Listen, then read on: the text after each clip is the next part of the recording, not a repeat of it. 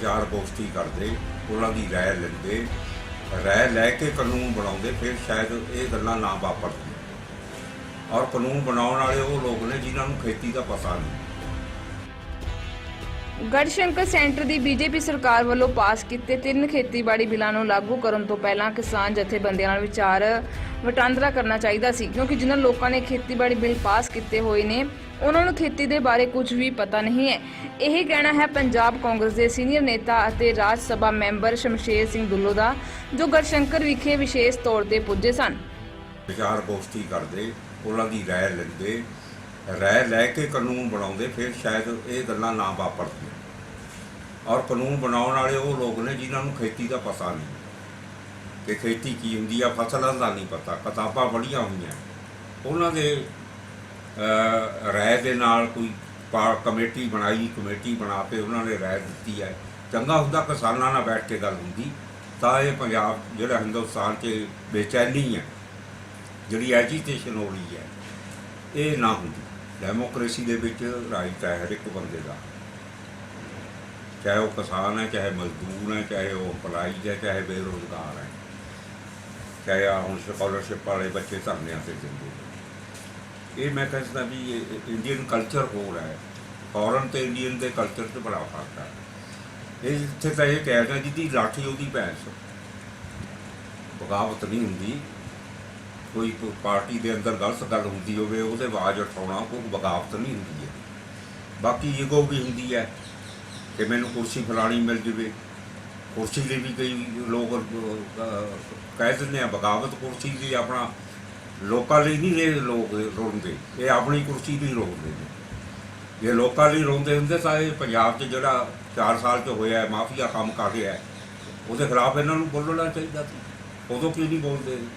Scholarship का scam होया, जैदी की शराब ना 136 बंदे अमृतसर च मरे ने। अमृतसर का एक लीडर नहीं बोलिया उन्होंने हक में, समगलरां दे नाल इहदा मतलब है। ये लोग किसी ने उन्होंने सिम्पथी नहीं दिखाई, उन्होंने घरां च अफसोस कर नहीं गया। मैं गया, मैं पंजाब उत्थे 136 बंदे जिहड़े 4 पिंडां च मैं नहीं गया, उदों पंकज भी मेरे नाल सी, वो गरीबां दे घर च गए। ये अमृतसर का एक MLA, एक बड़ा लीडर जिहड़े अपने आप नूं लीडर कहते हैं, उन्होंने कोई सिम्पथी नहीं लगी, गए मनी, जबानां ही बंद हो गई, समगलरां के खिलाफ नहीं बोले।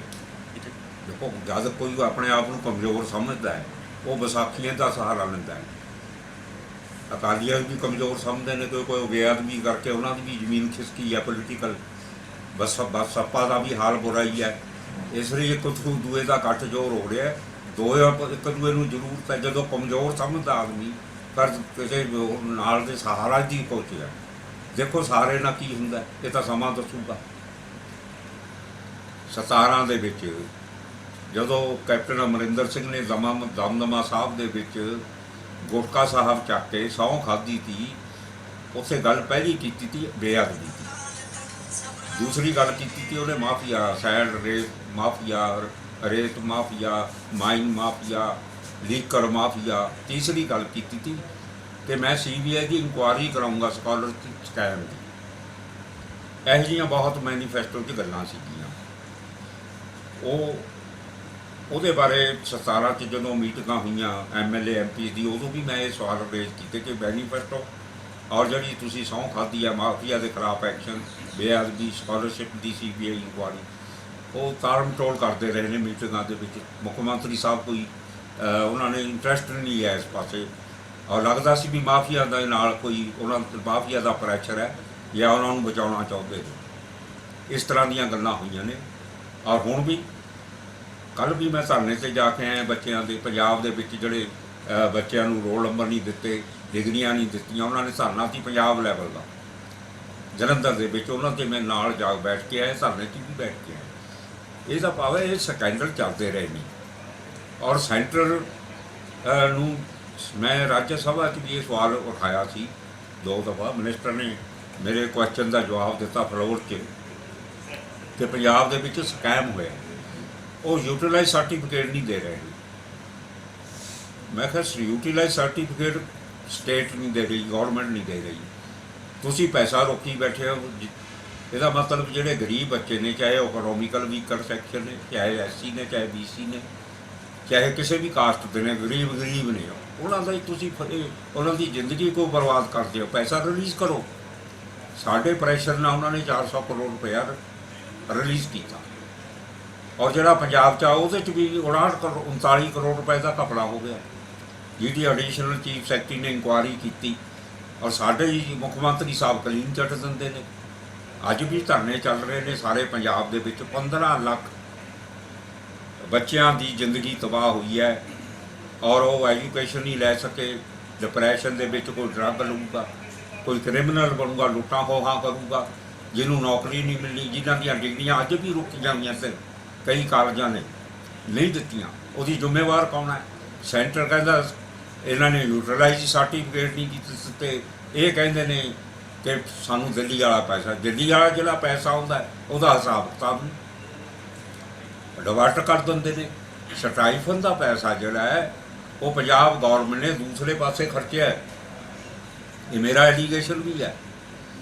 ਇਸ ਲਈ ਇਨਕੁਆਇਰੀ, ਔਰ ਮੈਂ ਕਿਹਾ ਤਾਂ ਮੁੱਖ ਮੰਤਰੀ ਨੂੰ, ਮੈਂ 19 'ਚ ਇੱਕ ਚਿੱਠੀ ਲਿਖੀ ਮੁੱਖ ਮੰਤਰੀ ਸਾਹਿਬ ਨੂੰ।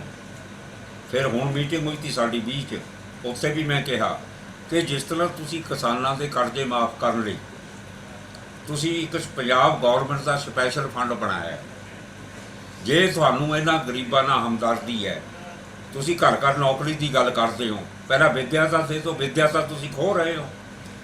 ਔਰ ਇਹ 'ਚ ਬਹੁਤ ਬੜਾ ਇੱਕ ਸਕੈਮ ਹੋਇਆ, ਉਹਦੀ ਵੀ ਮੈਂ CBI ਇਨਕੁਆਇਰੀ ਮੰਗੀ ਹੈ। ਇਹ ਸਕੈਮ ਜਿਹੜੇ ਹੈ ਹਿਮਾਚਲ 'ਚ ਵੀ ਹੋਇਆ, ਹਰਿਆਣੇ 'ਚ ਵੀ ਹੋਇਆ। ਹਿਮਾਚਲ ਨੇ ਵੀ CBI ਇਨਕੁਆਇਰੀ ਕਰਕੇ ਬੰਦੇ ਫੜ ਲਏ ਜਿਹੜੇ ਗਿਲਟੀ ਅਫਸਰ ਤੇ, ਹਰਿਆਣੇ ਨੇ ਵੀ CBI ਇਨਕੁਆਇਰੀ ਕਰੀ। ਮੁੱਖ ਮੰਤਰੀ ਪੰਜਾਬ ਧਰਿਤਰਾਸ਼ਟਰ ਬਣਿਆ ਹੋਇਆ। ਇਹ ਬਿਲਕੁਲ ਨਹੀਂ, ਇਹ ਤਾਂ ਕਲੀਨ ਚਿੱਟ ਦਿੰਦਾ ਹੈ ਸਕੈਮ ਨੂੰ। ਮੈਂ CBI ਦੀ ਇਨਕੁਆਇਰੀ ਮੰਗੀ ਰਾਜ ਸਭਾ 'ਚ ਖੜੇ ਹੋ ਕੇ, ਮਿਨਿਸਟਰ ਨੇ ਮੇਰੇ ਉਹਦਾ ਜਵਾਬ ਦਿੱਤਾ ਕਿ ਸਟੇਟ ਸਬਜੈਕਟ ਹੈ। ਮੈਂ ਕਿਹਾ ਪੈਸਾ ਸੈਂਟਰ ਦਿੰਦਾ ਹੈ, ਸੈਂਟਰ ਇੰਟਰਵੀਨ ਕਰੇ। ਉਹ ਕਹਿੰਦੇ ਚੰਗਾ ਸੀ ਇਨਕੁਆਇਰੀ ਕਰਾਵਾਂਗੇ। 2 ਸਾਲ ਹੋ ਗਏ ਸੈਂਟਰ ਨੇ ਵੀ। ਮੈਨੂੰ ਤਾਂ ਲੱਗਦਾ ਦੋਏ ਇਹ ਸ਼ਡਿਊਲ ਕਾਸਟਾਂ ਨੂੰ ਗੇਦ ਬਣਾਇਆ ਹੋਇਆ ਇਹਨਾਂ ਨੇ। ਉਹ ਕਿੱਕ ਮਾਰਦਾ ਦਿੱਲੀ ਵਾਲੇ, ਕਿੱਕ ਮਾਰ ਕੇ ਪੰਜਾਬ ਵੱਲ ਨੂੰ ਕਰ ਦਿੰਦੇ ਨੇ, ਪੰਜਾਬ ਵਾਲੇ ਕਿੱਕ ਮਾਰ ਕੇ ਦਿੱਲੀ ਵਾਲੇ ਨੂੰ। ਇਸ ਲਈ ਇਹਨਾਂ ਦੀ ਹਮਦਰਦੀ ਨਹੀਂ ਹੈ, ਔਰ ਉਹਦਾ ਸਬਕ 12-22 'ਚ ਸਿਖਾਉਣਗੇ ਲੋਕ, ਇਹ ਮੈਂ ਜ਼ਰੂਰ ਕਹਿਣਾ।